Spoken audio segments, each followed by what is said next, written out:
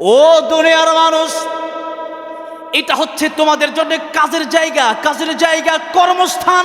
এখানে কাজ করবা, আখিরাতে বেতন পাবা। আল্লাহু আকবার। গার্মেন্টসে কাজ করে 1 মাস, যখন বেতনটা দেয় ভালো লাগে কি লাগে না বলেন? কৃষিরা ধান লাগায় অথবা অন্যান্য গাছগাছালি লাগায়, 1 বছর 2 বছর পরে যখন কিছু টাকা পয়সা হাতে আসে, 1-2 বছরের বা 6 মাস বা 2 মাসের এই কষ্ট কৃষক ভুলে যায়। ঠিক না ঠিক বলেন? ঠিক তেমনি ভাবে দুনিয়া হচ্ছে কাজের জায়গা। এখানে যদি আপনি আপেল গাছ লাগান, কিয়ামতে আপেল পাবেন। কমলা গাছ লাগালে কমলা পাবেন, আবার নিম গাছ লাগলে তিতা পাবেন, কাঁটা গাছ লাগালে কাঁটা পাবেন। কি রোপণ করতেছেন? আপনার আমলটা কি? যদি আমল হয় ভালো, আখিরাত আপনার ভালো। আমল যদি হয় মন্দ, আখিরাত হয়ে যাবে মন্দ। আল্লাহ বলেন, ও দুনিয়ার মানুষ, এর চাইতে আর কষ্টের কি আছে?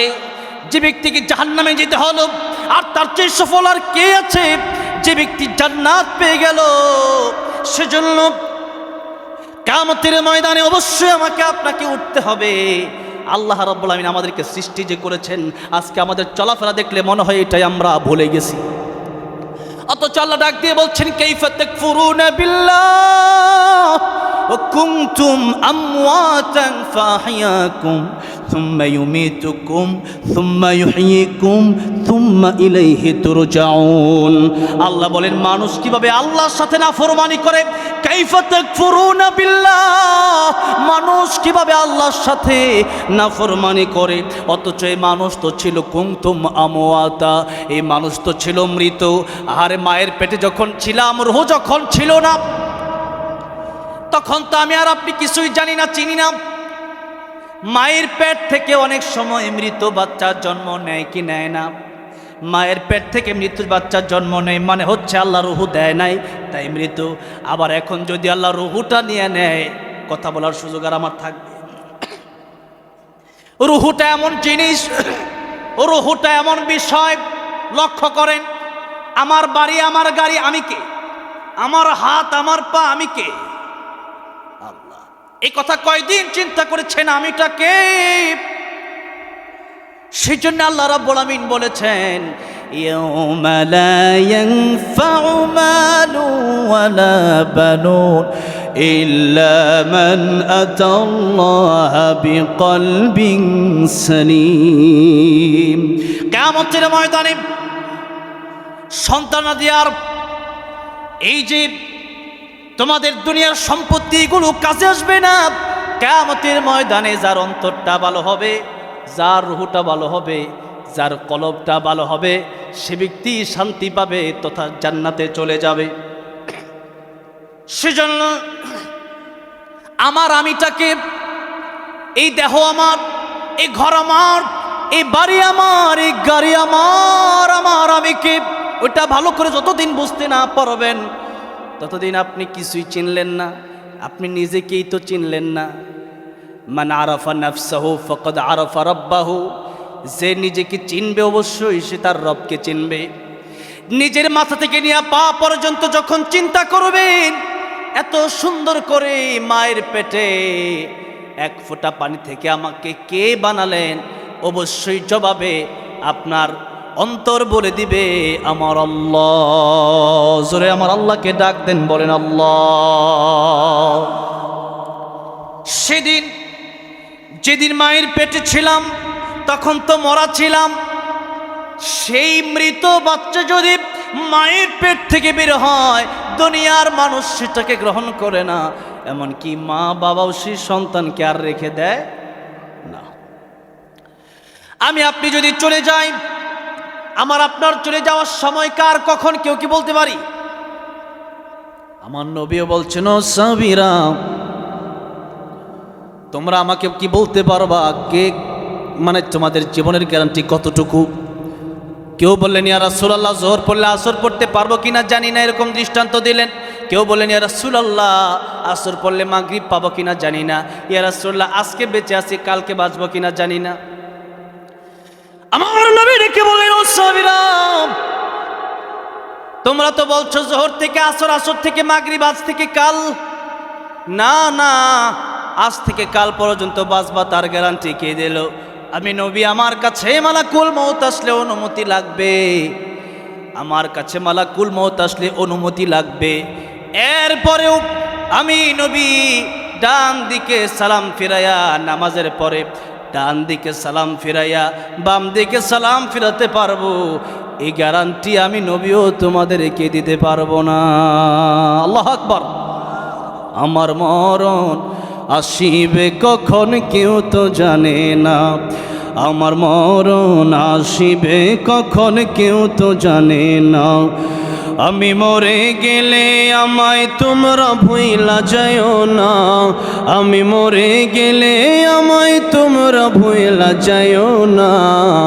আমার মরণ আসিবে কখন কেউ তো জানে না, বলেন না, আমার মরণ আসিবে কখন কেউ তো জানে না, আমার মরণ আসিবে কখন। এই দুনিয়া চিরজীবন থাকার জায়গা না, অন্ধকার কবর যে আমার আসল ঠিকানা, ঠিক কিনা?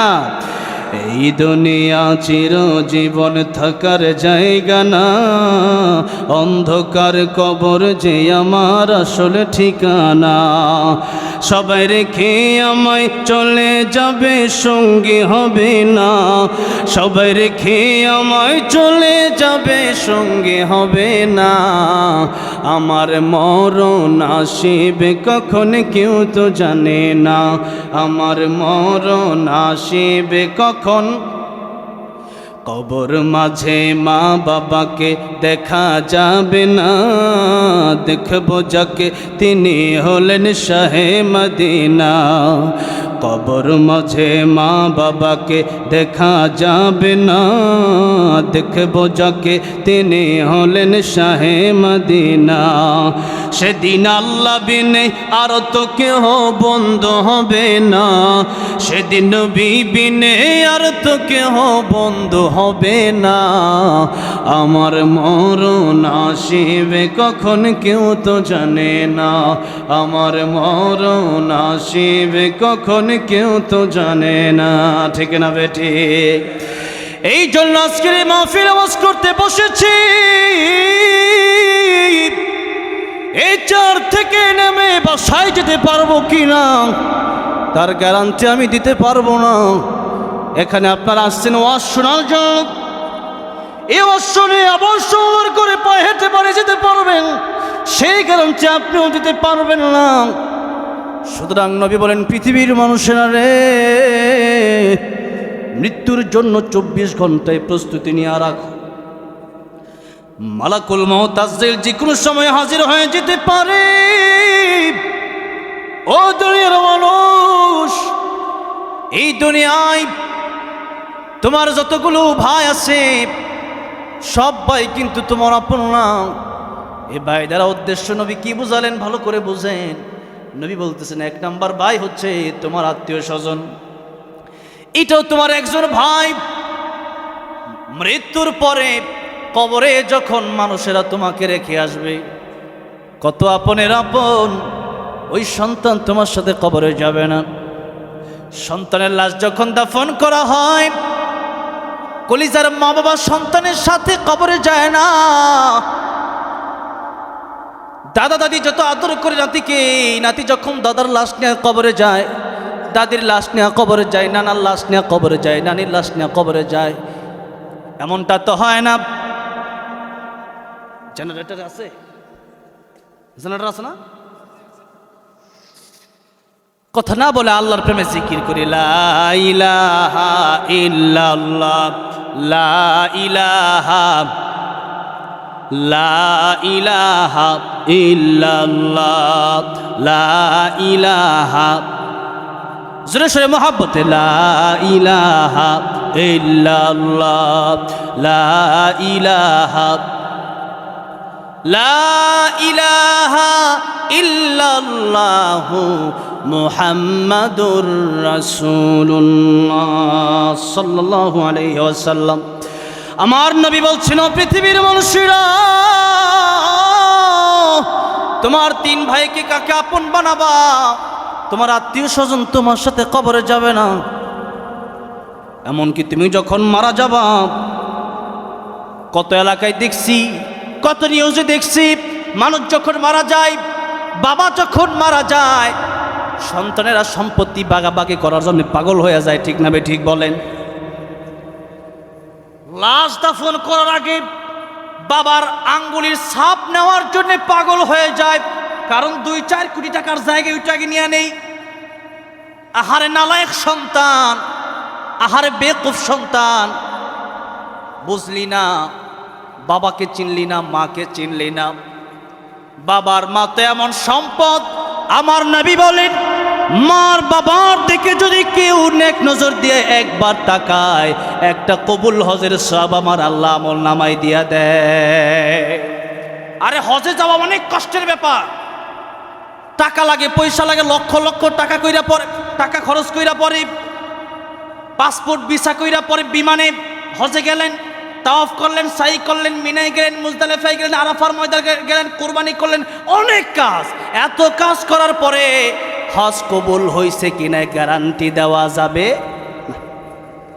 কিন্তু আমার নবী বলেন, ও পৃথিবীর মানুষেরা, একবার মায়ের দিকে তাকাও, একবার বাপের দিকে নেক নজর দিয়ে তাকাও, আমার আল্লাহ কবুল হজের সওয়াব আমল নামায় দিয়ে দিবেন।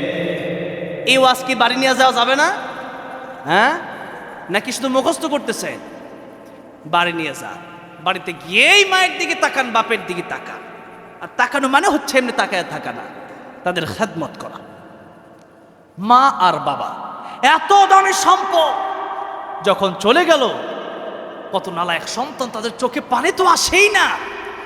এরা চিন্তা করবে কত তাড়াতাড়ি বাপের দাফন দেব, আর কত তাড়াতাড়ি সম্পত্তি আমি মানে আমার কাছে আসবে, এই চিন্তায় তার ঘুম হয় না। বেকুফ সন্তান। যেই বাবা দিনের পর দিন কষ্ট করে সম্পত্তির মানে ক্রয় করে গেল, এই সম্পত্তির ব্যবস্থা করে গেল, মন চাইছে যে মিষ্টি খাইতে, আপনার কথা চিন্তা করে সেই বাবা টাকাটা চিন্তা করছে, মিষ্টিতে ময়লা থুতু ফেলে দিছে, মিষ্টি খায় না। ঈদের সময় ভালো জামাটা আপনারা কিনা দিয়া পরে, নিজে ভালো জামা কাপড় পরতে পারে নাই, সেই টাকা জমায়া 1 বিঘা জমি কিনছে। আর এখন আপনি বাপের জন্য দোয়া না কইরা, বাপের জন্য কোরআন তিলাওয়াত না কইরা, বাপের জন্য চোখের পানি না ছেড়ে, আপনি মায়ের জন্য চোখের পানি না ছেড়ে সম্পত্তির ভাগ নেওয়ার জন্য পাগল হয়ে গেছেন। ওইটা কি নিয়ম খারাপ না? ভাইয়েরা আমার মুরব্বী বাবাজিরা, সেজন্যই মানুষ যখন মরে যায়, নবী বলেন, মানুষের সাথে আর কোনো মানুষ কবরে যায় না, তাকে একাই কবরে যেতে হয়। নবীজি বলেন, এটা তোমার 1 নাম্বার ভাই, তোমার আত্মীয় স্বজন। 2 নাম্বার ভাইয়ের নাম হচ্ছে সম্পত্তি। 2 নাম্বার ভাইয়ের নাম কি? সম্পত্তি। দামি গড়ি, দামি আংটি, দামি জামা কাপড় সব আত্মীয় স্বজনরা নিয়ে যাবে, সম্পত্তিটা ওয়ারিসানরা নিয়ে যাবে, সন্তানেরা নিয়ে যাবে। আপনার কবরে সম্পত্তি দেওয়া হবে না। কিন্তু আমরা দুনিয়া করে আজকে কেমন পাগল হয়ে গেছি, যতই আমাদের হয় ততই আমাদের লাগে। তাই আমার নবী বলেন, বনি আদমের চাহিদা কত? বনি আদমের চাহিদা কত? আমার নবী বলেন, বনি আদমকে যদি একটা মাঠ ভর্তি সোনা দেওয়া হয়, আর এই বনি আদম যদি সোনার এই স্বর্ণের মাঠটা পেয়ে যায়, মালিক হয়ে যায়, এই বনি আদম চিন্তা করে আরেক মাঠ সোনা যদি আমি পাইতাম, আরেক মাঠ স্বর্ণ যদি তারা দেওয়া হয়, সে ব্যক্তি চিন্তা করে আরেকটা মাঠ স্বর্ণ যদি পাইতাম। একটা পৃথিবী যদি কাউকে দিয়ে দেওয়া হয়, সে চিন্তা করে আরেকটা পৃথিবী যদি আমি পাইতাম ভালো হইতো। যেমন ডোনাল্ড ট্রাম্প, যেমন কে? ডোনাল্ড ট্রাম্প আমেরিকার মতো দেশের প্রেসিডেন্ট হয়েও তার স্বাদ মিটে না। এই ছোট্ট একটা বাংলাদেশ, এখান থেকেও সেন্ট মার্টিন নেওয়ার লেগে পাগল। ঠিক না ভাই? ঠিক বলে। আবার ভারতের নরেন্দ্র মোদী, এত বড় একটা দেশ, ভারতে যখন প্রোগ্রাম করতে যায় মাঝে মাঝে, তখন গাড়ি দিয়ে প্রোগ্রাম করতে 1 দিন 2 দিনও লেগে যায়। এই জন্য সাধারণত ফ্লাইটে প্রোগ্রাম করতে হয়। সেখানে আসাম থেকে কলকাতা যাইতে অবস্থা খারাপ হয়ে যায়। এত দূরে দূরের পথ, এক একটা প্রদেশ বাংলাদেশের মতো বড় বড়, এরকম প্রায় 30-32টা মনে করেন জায়গা প্রদেশ আছে। এত বড় ভারত পাওয়ার পরেও বাংলাদেশ নিয়ে টানাটানি আছে না নাই? এই জন্য যতই পাই ততই লাগে, যতই পাই ততই লাগে। এবার আমার নবীকে বলেন, শোনেন, আমার নবী ডাক দিয়ে বলেন, বনি আদমরে যতই দেওয়া হয় যেহেতু তার আরোই লাগে, যত দেওয়া হয় আরো লাগে, যত দেওয়া হয় তত লাগে। সেই জন্য বনি আদমের চাহিদা ততদিন পূর্ণ হবে না যতদিন পর্যন্ত বনি আদম 3.5 হাত মাটির গড় কবরে না যাবে। যেদিন কবরে চলে যাব সেদিন চাহিদা পূরণ হয়ে যাবে। সেদিন ডানে তাকাবে মাটি, বামে মাটি, উপরে মাটি, নিচে মাটি। সেদিন মানুষ চিন্তা করবে, কি কামাই করলাম? 24 ঘন্টা সময় আমার আল্লাহ দিলেন।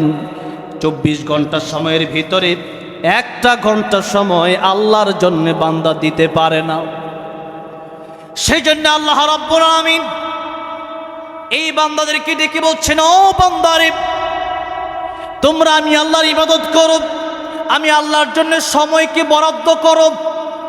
ওয়া মাহইয়ায়া, আমি আল্লাহর জন্য তোমাদের জীবনকে উৎসর্গ করে দাও। ওয়া মামাতি লিল্লাহি রাব্বিল আলামিন, আমার জন্য জীবন মরণ উৎসর্গ করে দাও। বাঁচবো তো আল্লাহর জন্য বাঁচবো, মরবো তো আল্লাহর জন্যই মরবো। আল্লামা সাইদি বলেছিলেন, বিড়ালের মতো 500 বেঁচে থাকার কোনো লাভ নাই, সিংহের মতো আল্লাহর জন্য 1 ঘন্টা বাঁচতে চাই, ঠিক না বেঠে? সেজন্য আল্লাহর জন্য যদি বাঁচতে হয় তাহলেই বাঁচবো, আর আল্লাহর জন্য যদি বাঁচতে না পারি জীবনের কোনো প্রয়োজন নাই। বরং আমার জন্য তো আখিরাতই উত্তম, মুমিনের জন্য আখিরাতই উত্তম। মুমিন দুনিয়াতে যত থাকবে ততই বিপদ, ততই ফিতনা। যত যাবে কবরে তাড়াতাড়ি ততই আল্লাহর সাথে হয়ে যাবে সাক্ষাৎ। জোরে কোন সুবহানাল্লাহ। এই জন্য মুমিন যখন মারা যায়, মুমিনের কানে ফেরেশতারা আইসা কয়, তোমার আমার আল্লাহ রাব্বুল আলামিন সালাম দিছে। আল্লাহু আকবার। যখন মুমিন শুনে আমার আল্লাহর সালাম, একদিকে জান কবজ হয়ে যায়, আর একদিকে আমার আল্লাহর সালাম, বেটা খুশিতে তার জান শেষ হয়ে যায়। কোন দিকে তার জান গেছে টের পায় না। আল্লাহু আকবার। আন্না ফরমান যদি হয়ে যায়, সে ব্যক্তির জন্য যখন কবজ করা হয়, সে ব্যক্তির জন্য কবজ করার সময় জানটা বের হতে চায় না, জানটা আখিরাতে যেতে চায় না। কারণ সে ব্যক্তি ভালো করেই জানে, তার নফস ভালো করেই জানে মরার সাথে সাথে বিপদ শুরু হয়ে যাবে। আমাদের দেশে অনেক লোক আছে বিপদে পড়ে আত্মহত্যা করে, কারণ সে তো কবরে আযাব দেখে নাই, সে বুঝবে কি পরকালে কত কঠিন। এই জন্য আল্লাহর নবী একদিন দেখলেন একটা কবরে আযাব হচ্ছে। কবরে আযাব কত কঠিন এটা না বুঝলে তো মানুষ বুঝবে না। নবীজি একদিন বলছেন, আমার মনে চায় আমি আমার উম্মতের জন্য দোয়া করি, আমার উম্মতকে যেন আল্লাহ রাব্বুল আলামিন কবরে আযাব দেখায় দেয়। কিন্তু আমি নবী কেন দোয়া করি না? এই উম্মত যদি কবরের ভয়ঙ্কর আযাব দেখে, এই উম্মত তার বাবার লাশ নিয়ে কবরে যাবে না, মায়ের লাশ নিয়ে কবরে যাবে না, এই উম্মত ভাইয়ের লাশ নিয়ে কবরে যাবে না, এই উম্মত বোনের লাশ নিয়ে কবরে যাবে না, এই উম্মত দাদার লাশ নিয়ে কবরে যাবে না, এই উম্মত দাদির লাশ নিয়ে কবরে যাবে না। আরে কবরের আযাব কত ভয়ঙ্কর! 2 পাশ থেকে যখন চাপ মারবে, পাথরগুলো যখন চুরমার হয়ে যাবে, সেই কবর আযাব দেখলে মানুষ আবার সইবে কিভাবে? আরে নবী বলেন, দুনিয়ার নিজামই চেঞ্জ হয়ে যাবে, এই ব্যবসা বন্ধ হয়ে যাবে, চাকরি বন্ধ হয়ে যাবে, খেত খামার বন্ধ হয়ে যাবে, মানুষ তার মারে চিনবে না, বাবারে চিনবে না, শুধু আখিরাত করতে করতে মানুষ পাগল পারা হয়ে যাবে। এই জন্য দুনিয়ার নিজাম চেঞ্জ হয়ে যাবে। এই জন্য আমি নবী দোয়া করি না মানুষ কবর আযাব দেখুক, এই দোয়া আমি নবী করি না। কিন্তু নবীকে তো আল্লাহ রাব্বুল আলামিন কবর আযাব দেখার মতো তৌফিক দিয়েছিলেন। আমার নবী কবর আযাব যখন দেখলেন একটা যুবকের কবর আযাব হয়, আমার নবী আল্লাহর কাছে দোয়া করলেন, আমার নবী তো রাহমাতুল লিল আলামিন নবী, উম্মতের এই কষ্ট আমার নবীর সহ্য হয় না। আমার নবী একবার দোয়া করলেন, আল্লাহ তারা মাফ করে দাও, তাহলে তুমি জাহান্নাম থেকে মুক্তি দান করো। আল্লাহ রাব্বুল আলামিন আমার নবীর দোয়া কবুল করেন না। এই পৃথিবীর সৃষ্টির শ্রেষ্ঠ যিনি, রাহমাতুল লিল আলামিন যিনি, সাইয়্যিদুল মুরসালিন যিনি, খাতামুন নবিয়্যিন যিনি, আমার আল্লাহর প্যার হাবিব যিনি, তিনি দোয়া করছেন আল্লাহর কাছে, আল্লাহ দোয়া কবুল করে না, তার মানে কোনো কিন্তু আছে না নাই? একবার, দুইবার, তিনবার নবীজি দোয়া করলেন, দোয়া কবুল হয় না। আমার নবী আল্লাহর কাছে প্রশ্ন করলেন, আয় আল্লাহ, আমি নবী হইয়া, আমি তো নবী, তিনি ছিলেন রাহমাতুল লিল আলামিন আর আল্লাহ হচ্ছেন রাব্বুল আলামিন। আল্লাহ নিজেই বললেন, নিজের ব্যাপারে যেই কথাটা বললেন, নবীর ব্যাপারে সেই কথাটা বললেন। দেখেন আল্লাহ বলছেন, আলহামদুলিল্লাহি রাব্বিল আলামিন। তামাম পৃথিবীর রবকে, সমস্ত জগতের রবকে আল্লাহ বলতেছেন, সমস্ত জগতের রব আমি আল্লাহ। আর আমার নবীর ব্যাপারে আল্লাহ বলতেছেন, যত জায়গার জন্য আমি আল্লাহ রব, তত জায়গার জন্য আমার নবী রহমত। ওয়ামা আরসালনাকা ইল্লা রাহমাতাল লিল আলামিন। রাহমাতুল লিল আলামিন নবী, রাহমাতুল লিল আলামিন নবী, কোরআনে প্রমাণ। আশিক বিনে কে বুঝিবে আমার দয়ার নবীর শান। কষ্ট হচ্ছে আপনাদের? তাহলে একটু নবীর প্রেমে মাঝে মধ্যে গাওয়া যাবে না আমার সাথে? বলেন না একটু, রাহমাতুল লিল আলামিন নবী, রাহমাতুল লিল, কোরআনে প্রমাণ। আশিক বিনে কে বুঝিবে আমার দয়ার নবীর শান। বলেন না, আশিক বিনে কে বুঝিবে আমার দয়ার নবীর শান। নবী আমার মদিনারি বলবো,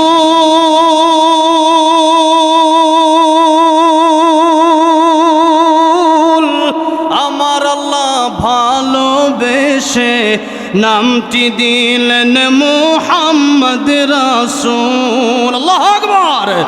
ওই নবীকে ভুল বুঝিলে, ওই নবীকে ভুল বুঝিলে থাকবে না ঈমান। আশিক বিনে কে বুঝিবে আমার দয়ার নবীর শান। বলেন না, আশিক বিনে কে বুঝিবে আমার নবীজি। আমার নবীজি বললেন, আল্লাহ, আমি তো রাহমাতুল লিল আলামিন নবী,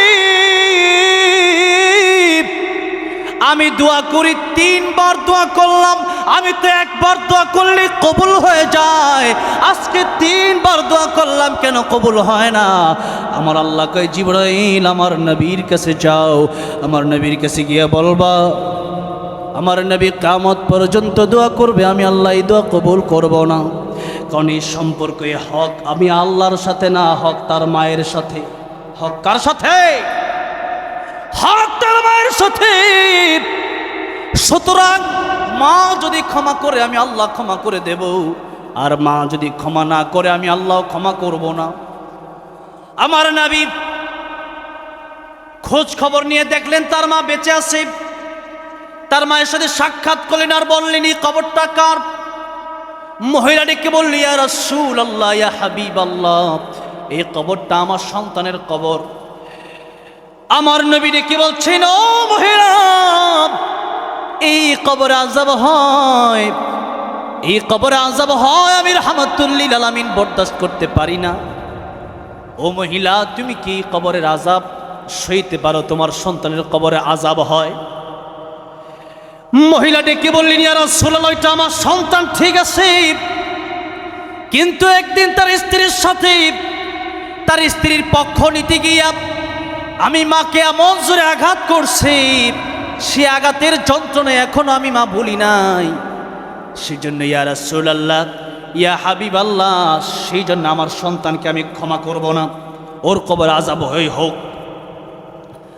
আমার নবী তো মা বাপের চাইতেও বেশি দয়া আমাদের জন্য আমার নবীর কাছে। সেজন্য আমার নবী এই কবরের পাশ থেকে অবস্থায় তিনি যেতে পারছেন না, আমার আল্লাহর কাছে এবার আরেকটা দোয়া করলেন, আয় আল্লাহ রাব্বুল আলামিন, আমি যেমন কবরে আযাব চোখে দেখতে পাই, এটা যেমন তুমি আমাকে দেখাতে পারো, এটা যেমন তোমার ক্ষমতা আছে। আয় আল্লাহ রাব্বুল আলামিন, তার মায়ের চোখে তুমি এমন পাওয়ার দিয়ে দাও, তার মাকেও তুমি কবরে আযাব দেখায়া দাও। যেই মাত্রই দোয়া করছে, সাথে সাথে আমার আল্লাহ রাব্বুল আলামিন ওই সন্তানের মাকে কবরের আযাব দেখায় দিলেন। যেই মাত্র মা তার সন্তানের কবরে আযাব দেখছে, একটা চিৎকার মারছে, ইয়া রাসূলুল্লাহ, ইয়া হাবিবাল্লাহ, কবরে আযাব যে এত বেশি কঠিন তা বুঝি নাই। এখন যেহেতু দেখলাম, ইয়া রাসূলুল্লাহ, আমার সন্তান যত কষ্টই আমার দেখ না কেন, আমি তো তার মা। ইয়া রাসূলুল্লাহ, তার এই কবরে আযাব আমি সইতে পারি না। যেই মাত্র মা বলছে আমি সইতে পারি না, মা ডেকে বলি, ইয়া রাসূলুল্লাহ, এই মুহূর্তে আমার সন্তানকে আমি মাফ করে দিলাম। যেই মুহূর্তে মা বলছে আমি মাফ করে দিলাম, নবীজি 3 বার দোয়া করলেন, কবরে আযাব মাফ হলো না। মা যেই মুহূর্তে বলছে মাফ করে দিলাম, সাথে সাথে আমার নবী তাকায় দেখেন কবরের আযাব মাফ হয়ে গেছে। মায়ের চোখে ঝরলে পানি, আল্লাহর রস কাইপা যায়, কান্দে না যেন মায়, কান্দে না যেন মায়। ঠিক কিনা বলেন? নবীজির কাছে জিজ্ঞাসা করা হলো, ইয়া রাসূলুল্লাহ, সবচেয়ে বেশি সুন্দর হক, সবচেয়ে বেশি উত্তম চরিত্র আমার কাছ থেকে কে পাবে? নবী বললেন, উম্মুকা, তোমার মা। ইয়া রাসূলুল্লাহ, পরে কে? নবী বলেন, আবারও বললেন, উম্মুকা, তোমার মা। ইয়া রাসূলুল্লাহ, পরে কে? নবী বলেন, তোমার মা। 3 বার বলার পরে এবার নবীকে জিজ্ঞেস করেন, ইয়া রাসূলুল্লাহ, পরে কে? নবী বললেন, আবুকা, তোমার বাবা। ইয়া রাসূলুল্লাহ, সবচেয়ে বেশি সুন্দর আচরণ পাওয়ার, উত্তম আখলাক পাওয়ার অধিকারকে জিজ্ঞাসা করা হলে পরে নবীজি বললেন, 3 বার বললেন তোমার মা।